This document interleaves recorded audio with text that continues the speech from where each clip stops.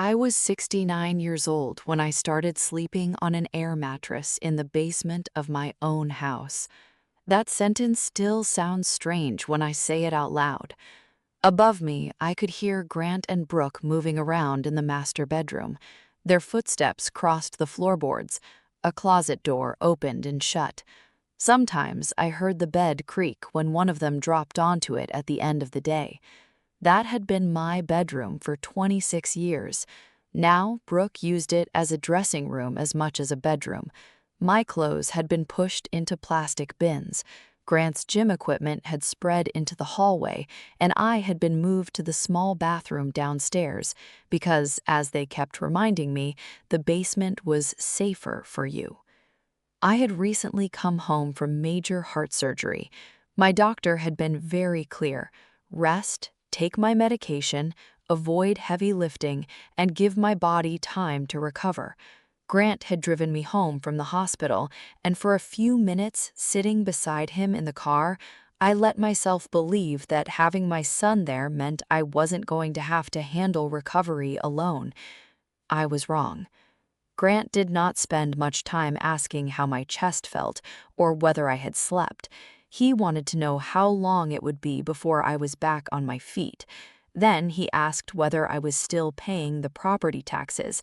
After that came the question about whether I had updated my will since his father died. I remember lying there and noticing the order of those questions. My health came first in the doctor's instructions. My money came first in my son's mind. One night, I was awake on that air mattress when I heard Grant talking upstairs. I couldn't make out every word, but I heard enough. "We can't keep rearranging our lives around her." Grant answered, "She's almost 70, Brooke." Then Brooke said one word that stayed with me: "Exactly." I didn't go upstairs. I didn't confront either of them. I simply stared at the ceiling and listened to their footsteps continue above me. The strange thing was that I could still remember Grant at 12. Back then, he would sit at the kitchen counter eating grilled cheese while his father repaired Christmas lights at the table. Daniel would test each strand, Grant would hand him tools, and I would stand at the stove pretending not to watch them. One December, Grant looked at me with that complete confidence children have and told me that when he grew up, he would take care of me. I remembered that boy while lying on the floor of the basement, but I also knew the man upstairs was 41. That distinction had taken me far too long to accept. For years, I had confused helping my son with protecting him from consequences. There was always a reason: a job that had fallen through, a credit card balance that had gotten out of control, a car repair, a rent problem, a bad month that somehow lasted another 6 months. Over the previous 7 years, I had paid $4,800 toward his rent once, given him $7,500 to clear a debt, and agreed to let him stay with Brooke for 6 months while they got back on their feet. 6 months became nearly 3 years, and every time I stepped in, I used the same words: just this once. I thought I was giving my son a hand up. What I was really teaching him was that there would always be a hand underneath him. That was my part in the story, and I don't hide from it. Grant learned I would rescue him, Brooke learned that my boundaries could be negotiated, and I learned, slowly and painfully, that being needed can feel dangerously close to being loved.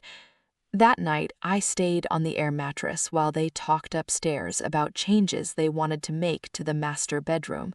They were discussing paint and new furniture. My furniture. The room where Daniel and I had slept for 26 years. I looked at the ceiling and waited for the anger to come. It didn't. What came instead was something quieter. For the first time, I understood that a person can still live inside her own house and no longer feel that she belongs there. A few days later, Grant came downstairs carrying a folder. He said he wanted to make things easier for me while I recovered. He said there was a simple way to simplify my finances, And for the first time, I didn't hear my little boy asking his mother for help. I heard a 41-year-old man asking his mother to sign something. The folder Grant brought downstairs was still on my mind when I woke the next morning. But before I tell you what happened next, I need to explain something about my son. Grant had not always been the man I was describing. When he was 12, his father, Daniel, lost his job for several months. Money was tight, and I started taking on more estate liquidation work while trying to keep our household running. That was also when I opened the small antique and estate sale business that eventually became my livelihood. Grant would come by after school and help me sort boxes, clean old furniture, and place handwritten price tags on things families no longer wanted or could no longer keep. He was surprisingly good at it. He could look at an old lamp or a piece of furniture and understand that its value was not always obvious. I taught him to look for maker's marks, dates, condition, and the story behind an object before putting a price on it. Sometimes he would sit beside me at the work table, carefully writing numbers on little stickers while Daniel worked nearby. One afternoon, Grant looked around at all the furniture stacked in our garage and told me, with the absolute confidence only a 12-year-old can have, "Mom, someday I'll buy you a house with no stairs." I remembered that promise years later when I was sleeping in the basement. That boy was real. That made what happened harder to accept. After college, Grant never really found his footing. He moved between jobs, tried a couple of investments that went badly, carried balances on several credit cards, and eventually bought a car that was far more expensive than his income could comfortably support. Then he married Brooke, and the financial problems seemed to multiply instead of disappear. I helped more than once. I covered bills when Grant was short and helped him through a bad stretch of debt. When he and Brooke needed somewhere to stay, I told myself 6 months would give them enough time to get stable. I had already told you how that 6 months became nearly 3 years. What I hadn't told you was how gradually the language changed. Brooke rarely asked for money directly. She didn't have to. She had a way of making my resources sound like something the whole family had a natural claim to. She would talk about how much I had, how little I needed, and how difficult life was for young families. The point was never stated as a demand, it was presented as common sense. Your mother has more than she needs. We're family. What's wrong with helping your own son? Those ideas began appearing in Grant's conversations too. Then I started hearing him say our house when he meant my house. He stopped saying your savings and started referring to family money. That change bothered me more than the requests themselves. Money can be discussed. A change of ownership of language is harder to argue with because it happens one word at a time. Then Grant crossed a line I could no longer pretend was accidental. One afternoon, I discovered that the key to my office was missing from the hook where I kept it. That office held more than old receipts. It contained property documents, insurance papers, my antique inventory records, and the will Daniel and I had worked on years earlier. I found Grant with the key. He told me they were just organizing things. I took it from his hand. For once, I didn't soften what I meant. "I'm 70, Grant. I'm not 7. He looked offended, as if I had insulted him rather than stopped him from entering a room that belonged to me. That should have been the moment I drew a hard line. Instead, Grant apologized. He hugged me. He reminded me he was my son, and I let the moment work on me. That was my weakness. I could recognize what Grant was doing and still remember the child he had been. I could see the adult standing in front of me and somehow still hear the 12-year-old promising me a house with no stairs. So, I forgave him. That night, I went into the bedroom and opened the small wooden box that held Daniel's pocket watch. Daniel had bought that gold watch years before Grant was born. After Daniel died, I kept it because it was one of the few things I could hold that still felt connected to the life we had built together. Inside the box was the note Daniel had written years earlier.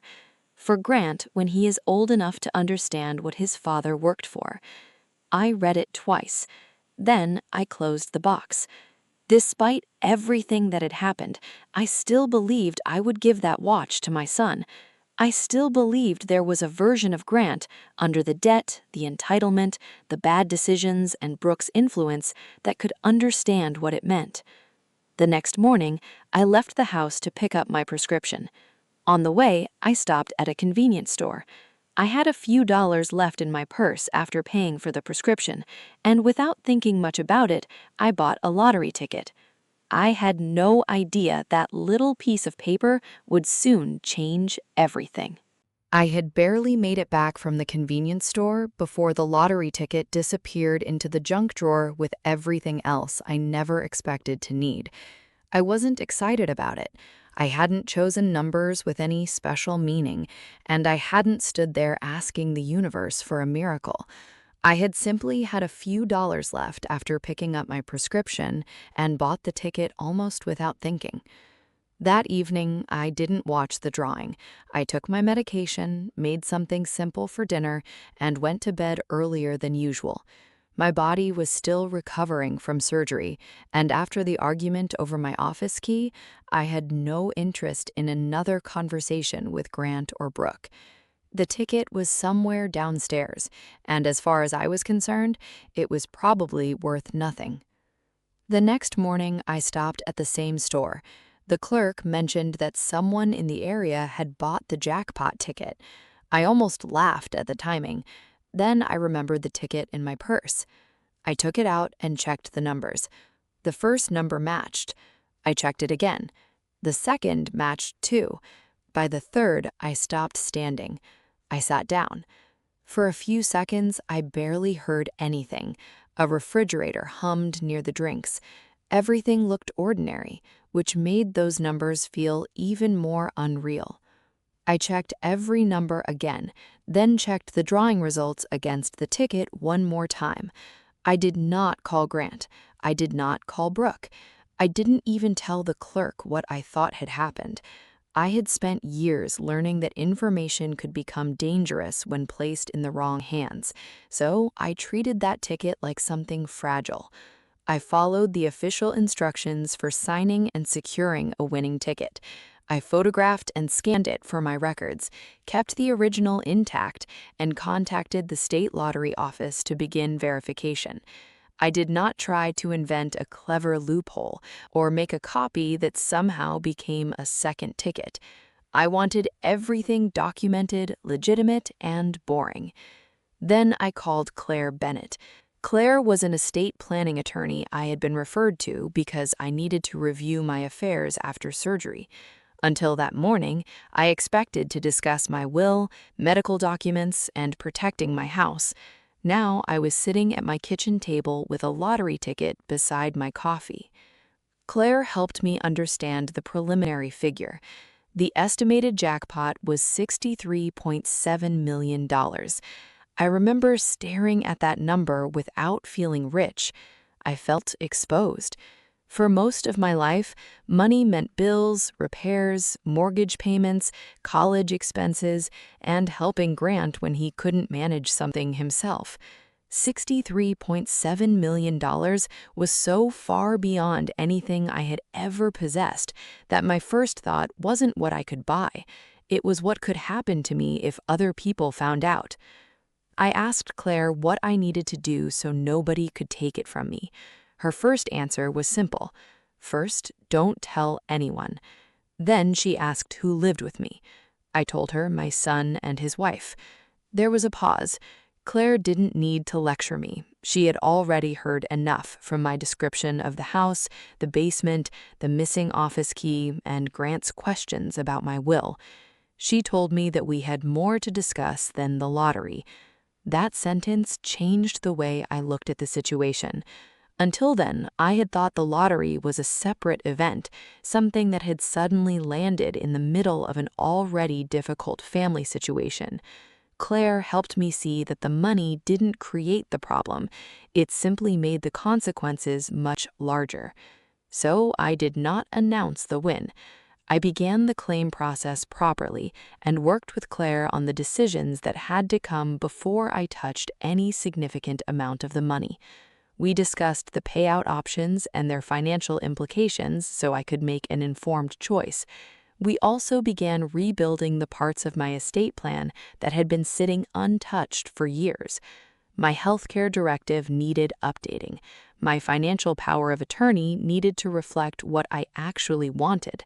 My will and broader estate plan needed a careful review.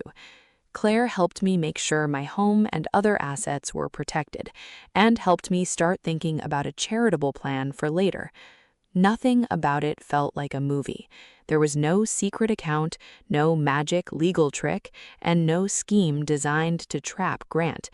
There were documents, signatures, professional advice, and decisions I should have made years earlier. Then Claire asked whether Grant or Brooke had access to my financial documents. I sat quietly for a moment. Then I admitted that sometimes they did. Claire's response was immediate. Then that's the first thing we fix. I went home knowing my life had changed, but Grant still didn't know how much. At least that's what I thought. I put the ticket away, returned to my ordinary routines, and said nothing about the number that could change all our lives. But Grant had already noticed something. At some point, he had seen the lottery notification on my phone. He didn't know the amount. He didn't know whether I had actually won. He only knew one thing. Mom had won something. I had barely put my phone away after seeing the lottery notification when Grant appeared at the basement stairs with a cup of coffee. The change was so quick that at first I wondered whether I was imagining it. The day before, I had been the woman he wanted to keep quiet because I was recovering from surgery. Now he was asking whether I slept well. Brooke brought me flowers, then breakfast. Grant cleaned the basement without being asked, moved some of my things back into the living room, and started checking whether I needed anything. Nothing about the house had changed, only their behavior had. I didn't accuse them of caring about the lottery. I didn't mention the notification Grant had seen.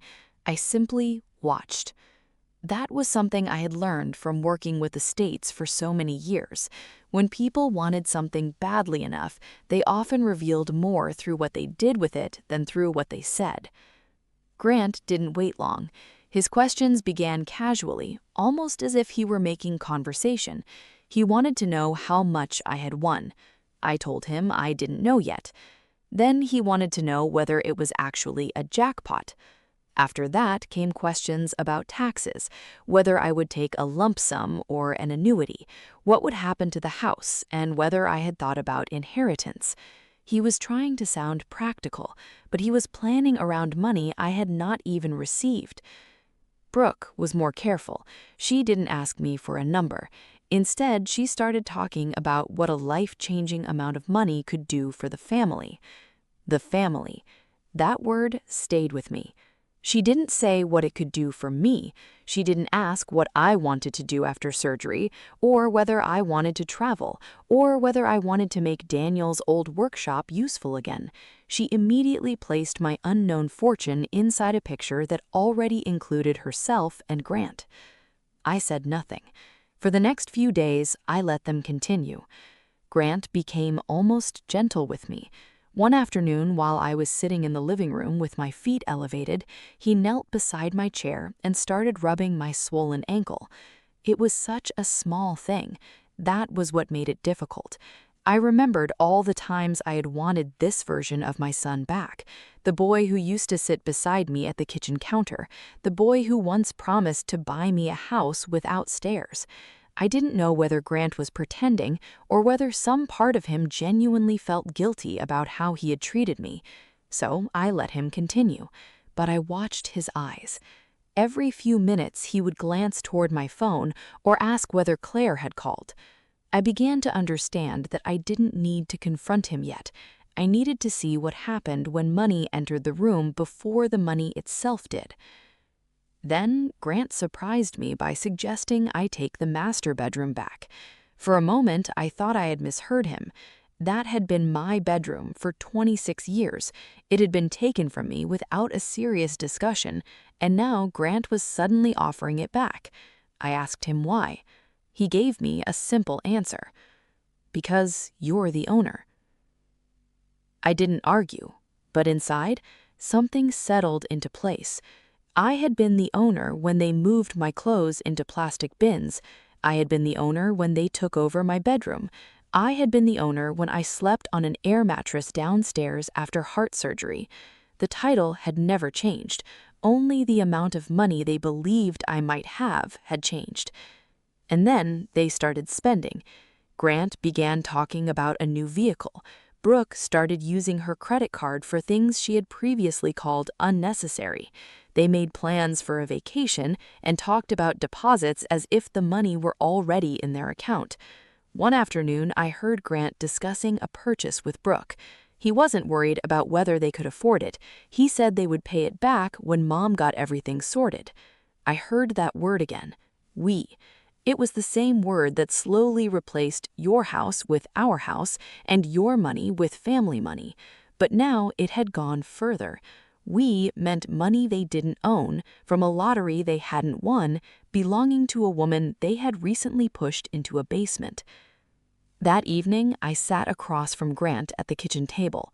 I didn't raise my voice. I didn't tell him I knew what he was doing. I didn't mention the lottery ticket, or Claire, or the financial protections we had started putting into place. I asked him one question. If I hadn't won anything, would you still be taking care of me?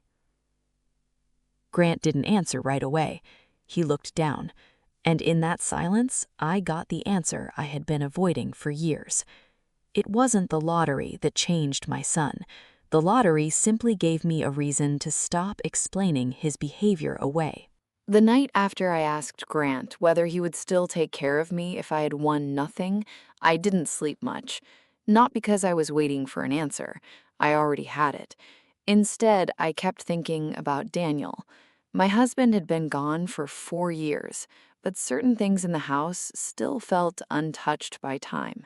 His work gloves, a faded photograph from our first apartment, and in the back of my closet, a small wooden box that held his watch. I went looking for it the next morning. The box was where I remembered leaving it. The lid was still there. The indentation where the watch had rested was still visible in the lining. But the watch was gone. I searched the closet twice, then the dresser, then the drawer where I kept Daniel's old papers. I checked places that made no sense because, after surgery, I sometimes wondered whether I had misplaced something without remembering. Finally, I asked Grant. He didn't look concerned. He barely looked up before suggesting that maybe his father's watch was somewhere else. Brooke was nearby, and she added the part that stayed with me. She reminded me that I forgot things sometimes. I didn't argue. That was when I understood that being older had become another weapon they could use against me. If I challenged them, I could be called confused. If I remembered something they didn't want me to remember, I could be told I was mistaken. But I had spent years running an antique and estate liquidation business. My memory was not the only system I trusted. I photographed valuable pieces before they left my possession. I kept inventories. I saved receipts and notes because estates could turn complicated very quickly. I had learned that memory was useful, but records were better. So I went downstairs and opened my old inventory files. There it was. Daniel's watch, photographed, cataloged, described in my handwriting, stored in the wooden box. Then I found something else. Several months ago, Grant had taken it out of the house. I followed the record to a local pawn shop. I didn't walk in shouting his name. I explained that I was trying to locate a family heirloom and provided the information I had. The shop checked its records and confirmed that Grant had brought the watch in.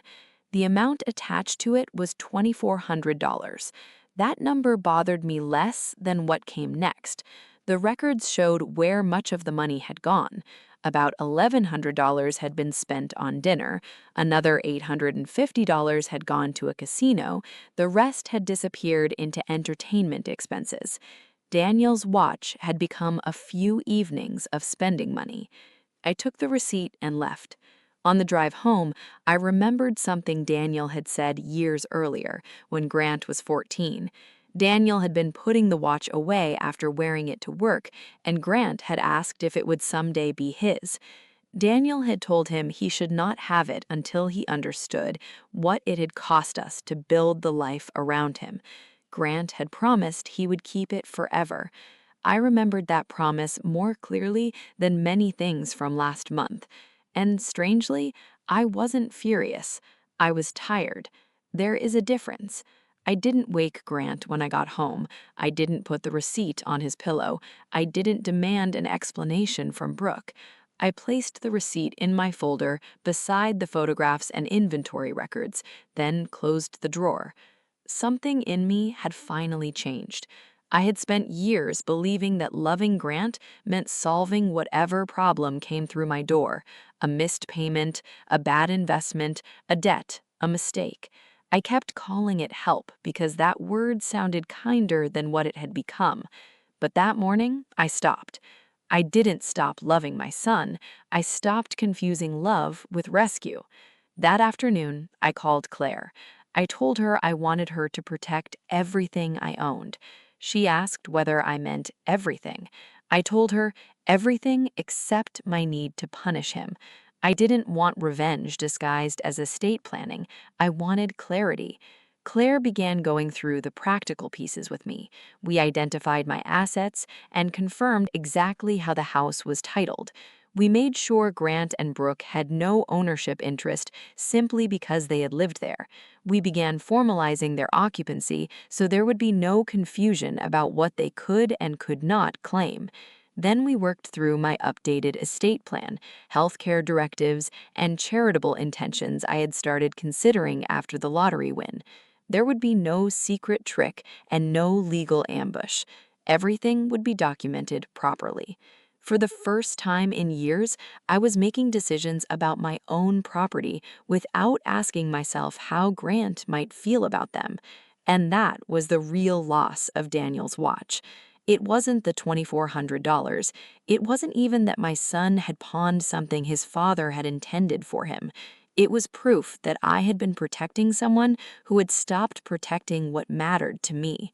I still had no idea what Grant would do when he learned how much I had actually won. But now I was finally preparing for that question without preparing to save him from the answer. After the watch disappeared, I stopped making decisions based on what Grant might need from me. I started making them based on what I actually wanted.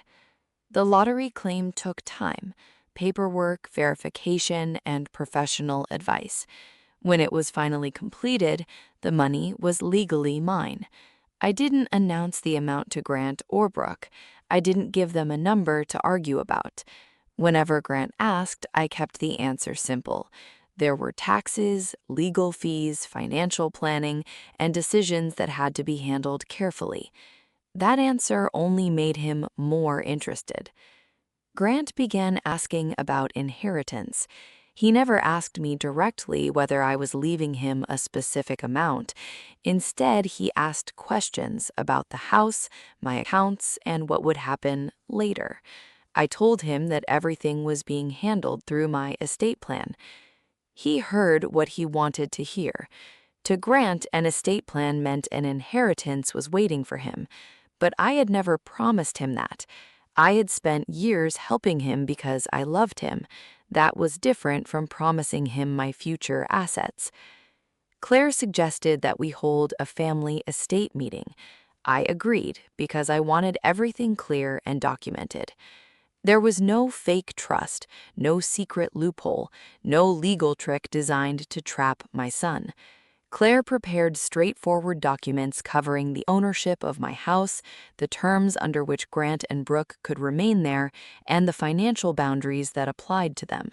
The paperwork also explained that any future inheritance would be controlled by my estate plan and could be changed by me. Most importantly, Grant and Brooke were asked to acknowledge what had never been in doubt. The house belonged to me. They read it, they signed it, and I watched the way Grant moved through the pages. He wasn't studying the ownership language, he was looking for what came afterwards. I realized then that the signature itself wasn't the satisfying part. The satisfying part was that Grant had been given a clear statement of reality and had signed it willingly because he assumed there would be something much larger waiting for him later. The documents didn't trick him, his expectations did. And those expectations soon became expensive. Grant started spending money he did not have. He put down $96,000 toward a Porsche. He made a $42,000 deposit on a new house. Brooke booked an $18,000 vacation. Grant even opened a business account and began talking about plans that depended on money he had no legal right to spend. I learned about it through things I overheard, Brooke's careless comments, and Grant speaking as though my finances were already connected to theirs. At one point, he told friends that my situation was settled and that they were settled too. I heard about it later. I didn't interfere. Claire reminded me that if Grant spent money he didn't have, that was his decision. I told her that was what I was finally learning. For years, I had treated every consequence in Grant's life as a problem I was supposed to prevent. Now I was beginning to understand the difference between allowing someone to make a choice and abandoning them. Then Grant did something more serious. The ageism that had once appeared as a casual comment about my memory started becoming a story he told other people. I learned that he had begun describing me as someone who wasn't mentally sharp anymore. He didn't announce that he wanted control of my money. He didn't have to. The implication was enough. If people believed I was becoming incapable of managing my affairs, then Grant could eventually present himself as the responsible son who needed to step in. That frightened me more than the spending. Not because I doubted my mind, but because I understood how easily repetition could become a version of the truth. So I stopped relying on family assurances. Claire helped me document important conversations and keep records of financial and property matters. We reviewed my medical documentation and discussed whether an independent capacity evaluation would be useful. I updated my healthcare directive and made sure the people I trusted were clearly identified in the appropriate legal documents. I wasn't trying to prove Grant was evil. I was making sure there would never be a reasonable question about who was responsible for my decisions. That distinction mattered to me. I didn't want to build a case against my son. I wanted to build a life that couldn't be quietly taken over by him. A few days later, Grant came to me with the same question he had been circling for weeks. He wanted to know when we were going to see the money. I knew what he meant. He wasn't asking when I would enjoy it. He was asking when his imagined future would become available. I looked at him and told him, "You were going to see something tomorrow." Grant smiled.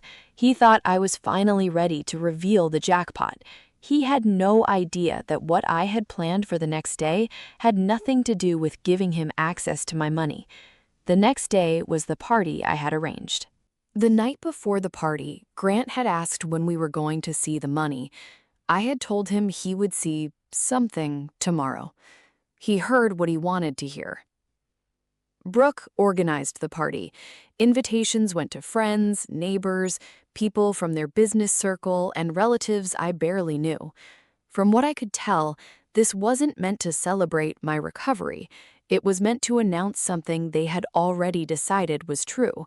Our family had changed its financial status. I stayed out of the preparations. I didn't correct Brooke when she spoke about our new life as though it had already begun.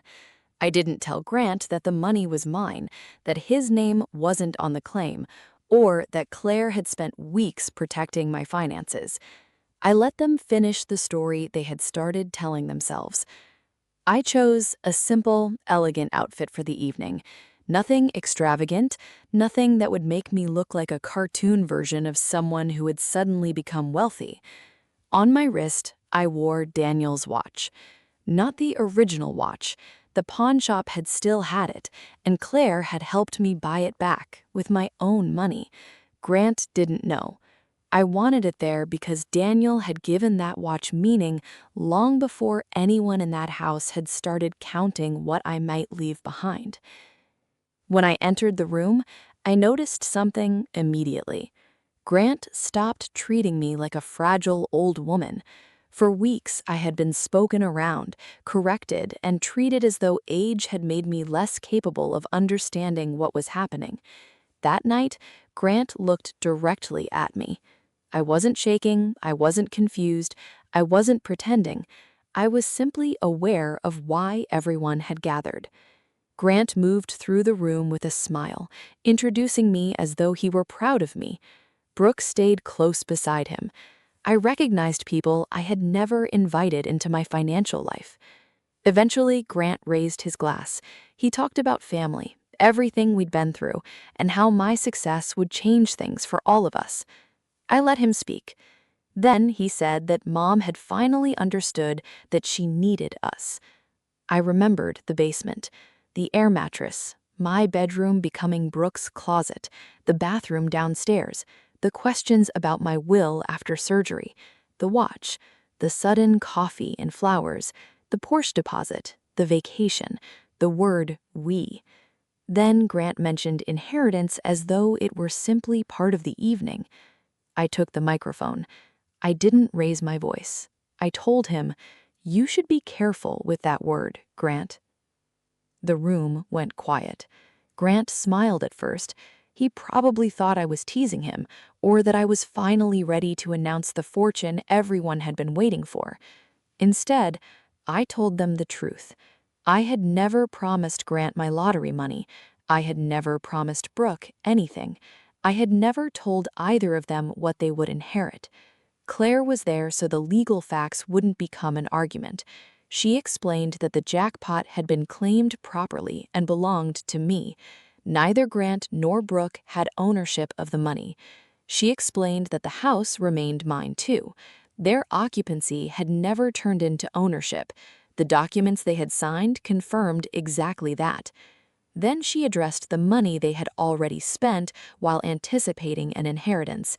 Their Porsche deposit was theirs. Their house deposit was theirs. Their vacation was theirs. Their business plans were theirs. None of those expenses had been authorized as an advance against my fortune. Grant looked toward me, waiting for me to soften the message. I didn't. I told them they had spent months planning around my death as though it were simply the final step between them and my money. I put the evidence on the table. Emails, messages, questions about my will, comments about my memory, conversations about the house, financial decisions based on money that wasn't theirs. The evidence was in their words. Then I told them what I had decided to do with a substantial part of the money. $31.8 million had been placed into a charitable structure supporting emergency housing for seniors, legal assistance for victims of elder financial abuse, medical recovery support, and independent living programs. I had not given away all $63.7 million. I kept enough to live comfortably, make my own choices, and remain financially independent for the rest of my life. That distinction mattered. I wanted to help people living through versions of what I had experienced, but I wasn't going to turn generosity into another way of abandoning myself. Grant stood there without speaking. Brooke was the first to break. She reminded me that they were my family. I looked at her and said, "You remembered that word when the money arrived." That was all. Grant's anger disappeared. For a moment, he looked less like the confident man who had hosted the party and more like the son I had once carried home from school when he was sick. He admitted he messed up. I told him I knew. Then he asked me to forgive him.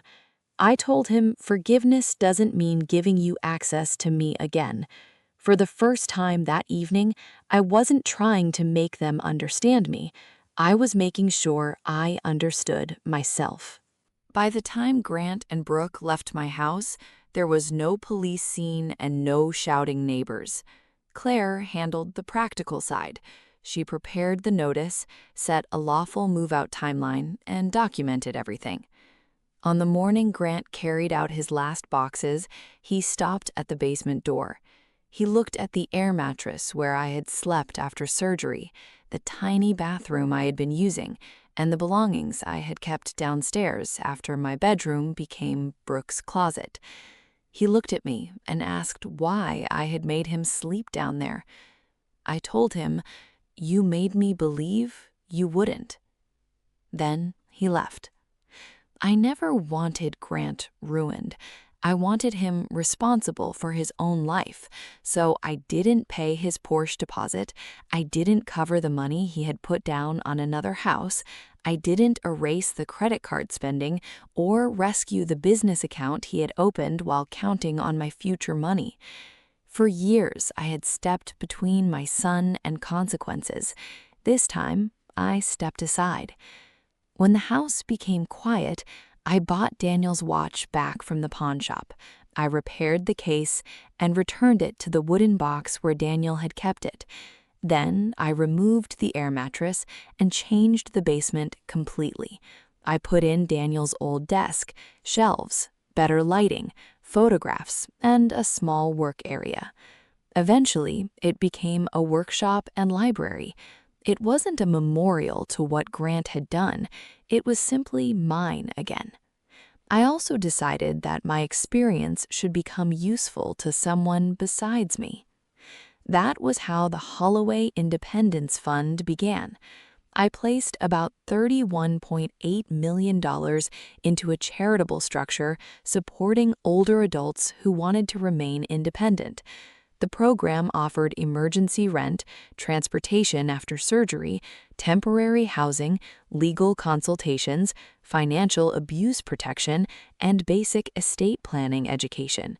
One afternoon, a 76-year-old woman came to us. Her daughter had started handling her finances, appointments, and decisions. She kept telling her mother she was too old to live alone. I listened. I didn't tell her what to do with her daughter. I simply told her, being old doesn't make you incapable of making your own decisions. A few months later, Grant came back. He didn't bring Brooke. He didn't ask for money. He stood outside my door and told me he had gotten Daniel's watch back. He hadn't. He had tried to redeem it from the pawn shop, but couldn't afford it. I had already bought it back. So I brought the watch outside. Grant stared at it for a long time. I could see that he was finally looking at something he couldn't measure in dollars. His father's memory was inside that little wooden box, along with years of work, sacrifice, and promises. I gave it to him because Daniel had once wanted his son to have it, but I didn't give Grant access to my life with it. He had to understand that someday was not the same as today. I closed the door without slamming it. A year later, Grant wasn't a perfect man. I don't tell this story that way because it wouldn't be true. But he had a steady job, he was paying down his debts, he had started counseling. Most importantly, he had stopped asking me for money. People sometimes ask whether the lottery changed Grant. I don't think it did. Money didn't change my son. It showed me how much of myself I had spent protecting him from consequences. I understood something then that I had resisted for years. Consequences are not the opposite of love. Sometimes they are the only thing that gives another person a chance to grow without leaning on you forever. I could care about Grant without carrying him. One evening, I went downstairs. The air mattress was gone. Daniel's desk stood beneath the window. I placed Daniel's watch on the desk and opened the window. For years, I thought the greatest gift a mother could give her child was everything she had. I know better now. Sometimes the greatest gift is letting your child live with what his choices have cost him, while using what remains of your own life to build something kinder. My son spent years waiting for my money. I spent the years I had left learning the value of my own life. Before we say goodbye, I want to talk to you for just a moment. Wherever you are right now, what city are you sitting in, and what time is it on your clock as you watch this? Let me know in the comments below so I can see just how far this story traveled to reach you. More importantly, looking at this story, what is the biggest lesson you are taking away today? Is it about the strength to stand back up when everything is stripped away, the courage to walk away from toxic bonds, or the realization that human dignity and self-respect can never be bought with a price tag? Drop your thoughts in the comments. I read every single one, and I would love to know how this resonated with you. If this story touched your heart, please hit the like button, share it with someone who needs to hear it today, and subscribe to the channel so you never miss our next story. Thank you so much for watching. Stay strong, protect your peace, and I will see you in the next video.